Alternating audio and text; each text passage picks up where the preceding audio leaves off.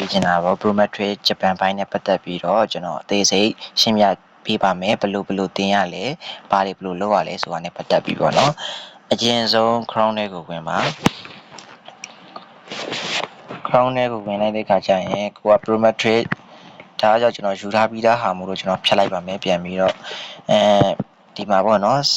search နေရာမှာနှိပ်ပါပြီးတော့ Prometric ID ဆိုတဲ့ဟာကိုနှိပ်ပါပထမဆုံးပေါ်လာတဲ့ link ကိုနှိပ်ပါ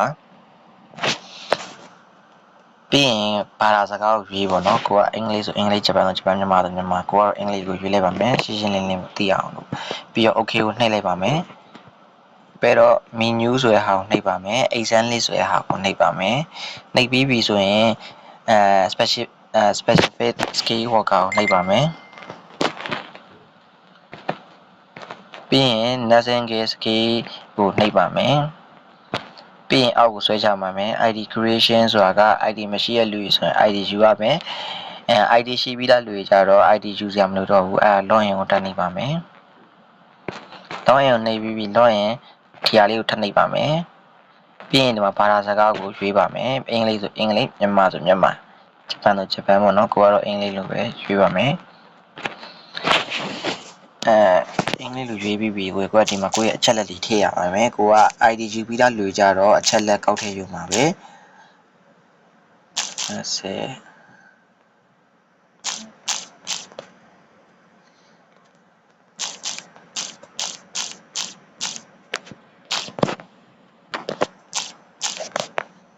ပြီးရင် login ကိုတက်နှိပ်ပါမယ် reservation ကိုနှိပ်ပါမယ်နှိပ်ပြီးရင်အောက်လေးကိုနည်းနည်းလေးဆွဲချပါမယ် I agree ဆိုတာကိုနှိပ်ပါမယ်ပြီးရင် agree and continue ကိုနှိပ်ပါမယ်ပြီးရင် okay ဆိုတဲ့ဟာလေးပေါ်လာတယ်အဲ့ဒါလေးကိုနှိပ်ပါပြီးရင်ကိုယ့်ရဲ့နာမည်ကိုစစ်ပါကိုယ့်ရဲ့နာမည်က first name နေရာမှာတခုနာမည်ကိုတေချာလေးစစ်ပါနော်အဲ့ဒီနေရာမှာကိုယ့်နာမည်မှားနေဆိုရင်တခါလေးပြင်ပေါ့နော်ပြီးတော့ middle name တွေlast name တွေဖြစ်နိုင်ရင်တော့မထည့်ပါနဲ့ထည့်ခြင်းလည်းရတယ်ဒါပေမဲ့မဖြစ်နိုင်ရင်တော့မထည့်တာကောင်းတယ်ဒီလို template ထဲထည့်ထားတာပို့ပြီးတော့အဆင်ပြေတယ်ပေါ့နော်အောက်ကိုနည်းနည်းလေးဆွဲမယ် connect new ဆိုအောင်နှိပ်မယ် connect new ဆိုတာကိုနှိပ်ပြီးတဲ့အခါကျရင်အောက်လေးနည်းနည်းဆွဲချမယ်ပြီးတော့ agree and connect new ကိုထပ်နှိပ်ပါမယ်ပြီးရင် select please select your tag ကိုနှိပ်ပါမယ်နှိပ်ပြီးပြီဆိုရင်ပထမဆုံးပေါ်လာတဲ့ဟာမိနစ်60ခါကြာတော့အဲ့ဒါမြန်မာပိုင်းဖြေရပါမယ်ကျန်တဲ့ဟာတွေကအမှကြီးကြီးလိုက်ပေါ့အဓိက Indo ဆို Indo ပေါ့ဒါကိုက Indo မှာမဟုတ်ဘူးလေသိရမလားဒါပေမဲ့အဲ့တော့မြန်မာမှာဆိုတော့မိနစ်60ဆိုရင်မိနစ်60ဒီမှာအနောက်မှာ Burmese လို့ပြောတယ်အဲ့ဒါပြောမယ်ဆိုရင် language ပေါ့အနောက်မှာဘာနဲ့မေးမယ်မြန်မာလိုမေးမယ်ပေါ့အဲ့ဒါအဲ့ဘိုင်းနဲ့ပတ်သက်ပြီးတော့ဒါကတော့မိနစ်60ကမြန်မာပိုင်းမှာအောက်လေးနည်းနည်းလေးဆွဲချလိုက်မယ်ဒီမှာမိနစ်30ဆိုတဲ့ဟာလေးပေါ်တယ်ပေါ့နော်မိနစ်30ဂျပန်ပိုင်းအဲ့ဒါကိုဖြေရမှာပေါ့နော်အဲ့ဒါကိုနှိပ်ရမယ်ကိုကဂျပန်ပိုင်းဖြေမှာဆိုတော့မိနစ်30ဂျပန်ဆိုတဲ့ဟာကိုနှိပ်လိုက်ပါမယ်ပြီးရင်နှိပ်ဆိုတဲ့ဟာလေးကိုနှိပ်ပါမယ်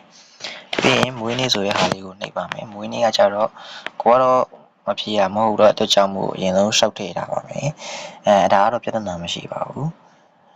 ပြီးရင်ကိုကမေးလား female လားဆိုတာနှိပ်ပါမယ်ပြီးရင်ကိုကဘာနိုင်ငံသားလဲဆိုတာကိုနှိပ်ပါမယ်မြန်မာနိုင်ငံသားဆိုမြန်မာနိုင်ငံသားပေါ့ပြီးရင်ကိုယ့်ရဲ့ပညာရေးချင်းကိုမေးပါမယ်ပြီးရင်ကိုယ့်ရဲ့ HP ရဲ့ဂျပန်မှာနေထိုင်ဘူးလားဆိုတော့ no ဆိုပြီးထည့်ပါမယ်ပြီးရင်ကိုကဒါတွေကရှောက်ထည့်လို့ရပါတယ်ပြဿနာမရှိဘူးအဓိကကြတော့နာမည်မွေးနေ့ကြားလားမလားဘာလိုမျိုးလဲအဲ့ဒါမှားဖို့အရေးကြီးပါတယ်ပြီးရင်နှိပ်ကိုမိတ်ပါမယ်ပြီးရင်အချက်လက်မှန်ပြန်ပြီးတော့စစ်ဆေးပါမယ်စစ်ဆေးပြီးရင်အခါကျရင် next ကိုနှိပ်ပါမယ်ပြီးရင်ရီရနေရာမှာကိုချိန်တဲ့အဆင်ပြေတဲ့နေရာတစ်ခုခုကိုရွေးထည့်လိုက်ပါမယ်